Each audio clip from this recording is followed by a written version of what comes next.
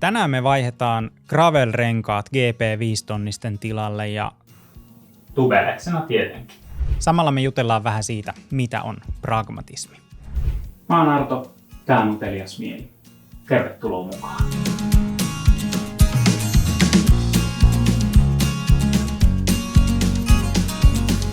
Homma lähtee siis liikkeelle siitä, että otetaan vanhat pois ja putsaillaan. Mä aloitan takarenkaasta. Eli mikä pragmatismi? Pragmatistinen filosofia.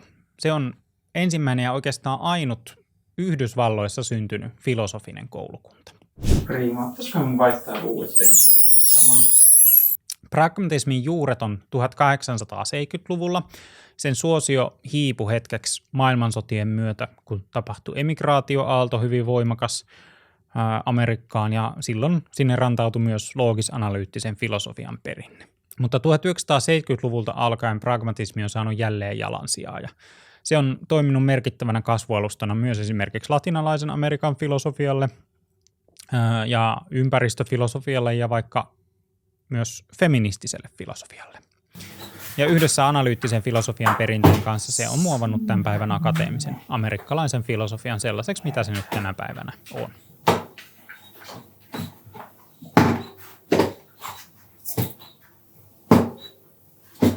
Kandeen napsauttaa siis tähän pois tuolta hyllyltä tuohon vanteen keskelle, niin rengas huomattavasti löysempi. Se siihen. Toinen. Samalla pragmatismi on kuitenkin myös saanut jalansijaa ympäri maailmaa. Mä tässä tällä videolla rengashommien lomassa koitan vähän kertoa yleisesti pragmatistisesta filosofiasta. Katsotaan, miten rengas nousee vai nouseeko. Luvassa on siis helppoa ja kivaa.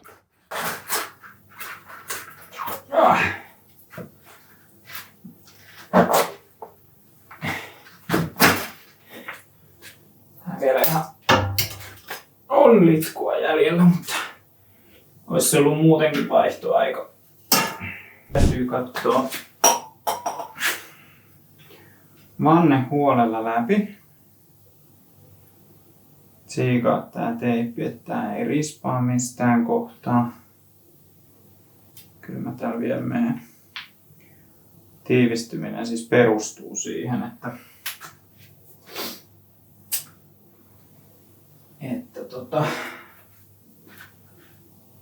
teippi pitää.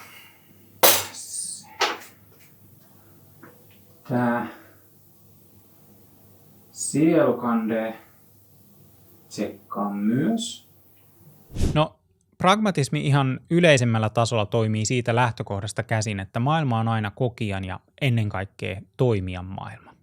VTB:n Riddleri. Aivan jeppis. Gravel-rengas.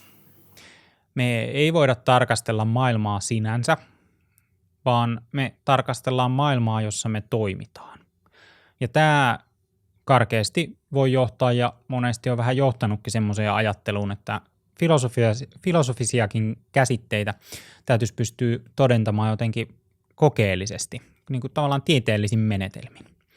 Ja sitten myös, että filosofisten teorioiden paremmuutta arvioidaan niiden yhteiskunnallisen merkityksen kautta. Tai vaikka pyöräilyllisen. No, mutta jos pyörään asennetaan tubeless-rengasta, niin hommaan liittyy usein monenlaista ongelmaa. Jos ei muuten mene. Niin kuin sanottu, tubeless on aina helppoa ja kivaa, mutta joskus se helppo ja kiva voi olla myös todella hidasta, vaivalloista ja melko tuskastakin. Ei ihan vielä. Rengas on siististi. Vanteella se on totta kai tuolla keskikaukalossa. Ja sitten tulee se niin sanotusti se jännä vaihe.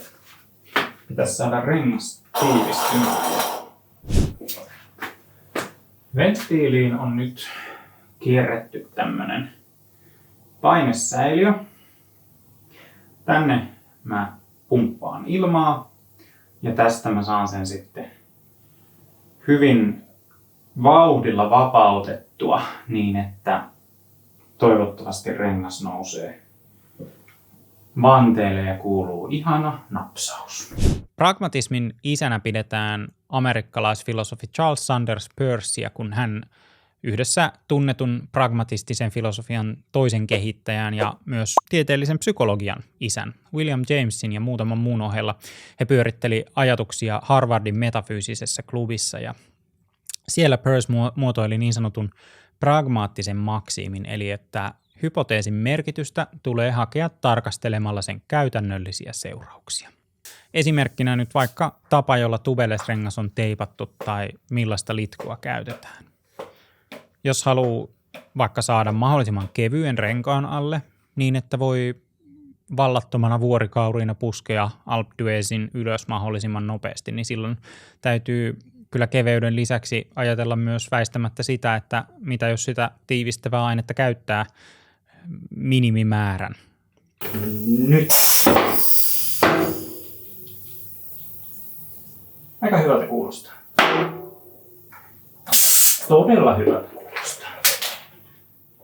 No, huippupyöräily on matematiikkaa par excellence, monenlaista tasapainottelua, mutta tämmöinen arkisempi pyöräsäätäjä turvaa totta kai nyt siis ensinnäkin siihen, mitä netistä lukee ja totta kai kaikki Velogin videot on katsottu, mutta sitten ehkä ennen kaikkea merkittävää on se, miten itse asiat kokee toimivaksi.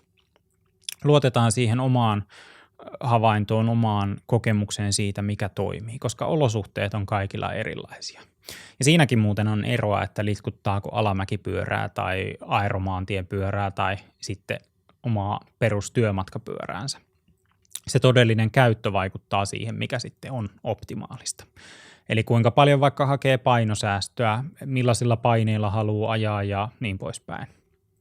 Kyse on siis oikeastaan aika intuitiivisestikin siitä, että testaamalla haetaan niitä sen tietynlaisen tubeless-asennuksen käytännön seurauksia. No, käytännön seurausten arvioinnissa haastavaa voi olla todeta, mikä lopulta sitten on toimivinta. Peirce itse näki tämän tarkastelun olevan vähän niin kuin sama idea kuin Descartesilla oli ajatus kirkkaasta ja selkeästä ideasta, eli sitten kun toimii, niin sen kyllä huomaa. Mutta miten on? Huomaako heti ja selkeästi, jos joku pyöräviritys toimii? Kiinnostaisi kuulla. Origin Endurance litku eli tiivisteaine ravistetaan sen kunnolla sekaisin. Ja sit siihen on olemassa semmoinen niin kuin ohjeellinen määrä, että paljon sitä laitetaan. Ja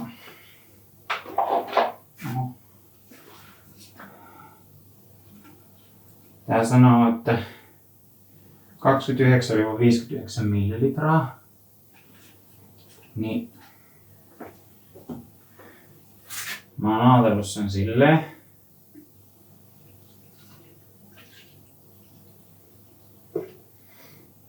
Et enemmän on enemmän. Ja no, pragmatismista on tosi vaikea puhua puhumatta totuuden käsitteestä. Mä ehdottomasti joskus tein omankin video, missä vähän totuusteorioita perataan, mutta nyt tarkimmat ajattelijat ihan varmasti on jo edeltävästikin hoksannut, että pragmatistisessa perinteessä totuutta tarkastellaan lähtökohtaisesti yllätys käytännön toimivuutena. Tai niin kuin Peirce itse muotoili, truth is the end of inquiry. Eli sellainen finaalinen loppu, vähän niin kuin siis tutkimuksen päämäärä.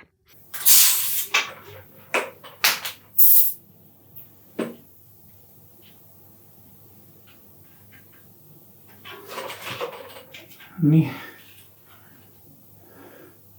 Tuolta tihkuu läpi. Sitten tätä ravistaa kunnolla.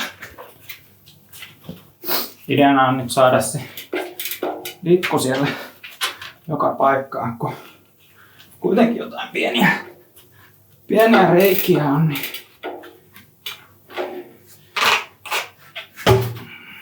No, myöhemmässä pragmatistisessa filosofiassa ja erityisesti 1970-luvulla pragmatismia elvyttäneellä Richard Rortylla pragmatismia ylipäänsä filosofia saa tosi semmoisen niin kuin terapeuttisen sävyn. Tämä on muuten historiallisesti tosi merkittävä tapa ymmärtää filosofiaa ja sen juuret on syvällä antiikissa. Klassikko on esimerkiksi Boethiuksen filosofian lohdutus tässä genressä. Jos siis Tubeles ei ole tuttu, niin homma idea on se, että täällä ei ole siis nyt sisärengasta ollenkaan. Vannerakenne ja rengasrakenne on semmoiset, että se rengas tiivistyy ilmatiiviisti tähän vanteelle. Ja siinä on niinku riittävän tiivis se kontakti renkaalla ja vanteella. Se vaatii sen, että tämä edellytys on se, että vanteessa on semmoinen kunnollinen teippi, että täältä pinnojen kautta ei pääse ilma valskaamaan. Niin sanottu Tubeles-teippaus. Sen lisäksi tarvitaan rengas, joka on Tubeles ready, eli soveltuu Tubeleksena käytettäväksi. No, varsinaisesti Tubelekselle tehdyt vanteet on semmosia, että niissä, eli siellä on se kouru, jonka avulla rengas on helpompi laittaa vanteelle, koska Tubeles-rengas on aina vähän tiukempi kuin pelkästään sisurin kanssa käytettäväksi tarkoitettu rengas. Ja sitten siinä on se hylly, jossa sitten se rengas nätisti tiivistyy. Ja sen lisäksi tosiaan tarvitaan sitä tiivistyslitkua, joka on tavallaan niin kuin semmoinen sinänsä siis ehjä rengas, ehjä vanne ja teippi, kaikki kunnossa ilmatiiviisti, niin se rengashan tiivistyy siihen. Mutta se litkun juju on se, että koska renkaaseen väistämättä tulee pieniä reikiä, voi olla, että jostain pikkusen falskaa reunasta tai teipin reunasta tai venttiilistä tai näin, niin se litku on ainetta, joka sitten tiivistää ne vuotokohdat. Se jäämettyy sinne semmoiseksi jähmeäksi kumiaineeksi. Mutta takarengas valmis. Ihanasti hölskyy. Sitä vielä vähän hölskyttelen.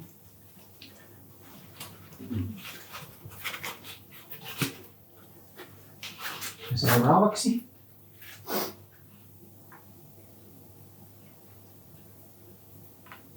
eturengas. Pragmatismin perusperiaatteet vois tiivistää kaiken kaikkiaan ehkä mukaillen filosofi Hilary Putnamia seuraavalla tavalla. 1. Skeptisismin torjunta, eli tieto on periaatteessa mahdollista. 2. Fallibilismin torjunta, eli ajatus siitä, että periaatteessa myöhemmässä tutkimuksessa kaikki uskomukset voi osoittautua virheelliseksi. 3. Tiukkojen dikotomioiden välttäminen, esimerkiksi tosiasia, arvomieli, ruumis, niin poispäin. Ja totta kai 4. Praksiksen, eli käytännön ensisijaisuus. Ja nämä periaatteet pätee kyllä Tubeles-asennukseenkin. Ne ratkaisut täytyy etsiä itse ja se luovinkin viritys voi osoittautua epäonnistuneeksi. Joskus Tubeles-rengaskin puhkeaa. Kannattaa ehkä olla se varasisuri tai jonkinlainen paikkasarja mukana. Mutta lopulta käytäntö osoittaa sen, mikä omiin tarpeisiin parhaiten toimii. Näin on renkaat litkutettu. Pakko todeta, Tubeles toimii käytännössä. Ja mä oon huomannut, että tää on tämmönen systeemi, mikä tähän Tubeles-hommaan toimii mulle. Millaiset konstit toimii sulle? Kerro, kiinnostaa. Onko jotain muuta jännittäviä rengastarinoita? Muuta kuin hirvisäkkijutut. Kiitos kun katsoit tämän videon. Ollaan nähty terapeuttista Tubeles-työtä ihan käytännössä. On juteltu pragmatismista ja toivottavasti tässä itse kullakin on syksyllä vielä edessä kovaa ajoa. Hei, mitä mieltä videosta? Kirjoittele ihmeessä kommentteihin. Peukuttele, linkkaa kaverille, tilaa kanava ja ennen kaikkea muista ajatella. Me nähdään taas seuraavalla videolla. Moikka! Mitä mieltä oot muuten tästä nyt kuvaussetapista? Mä ajattelin, että tämä pöytä olisi jees. Mä oon kokeillut vähän erilaisia juttuja. Tää on jotenkin kiva. Tässä voi olla kahvia samalla.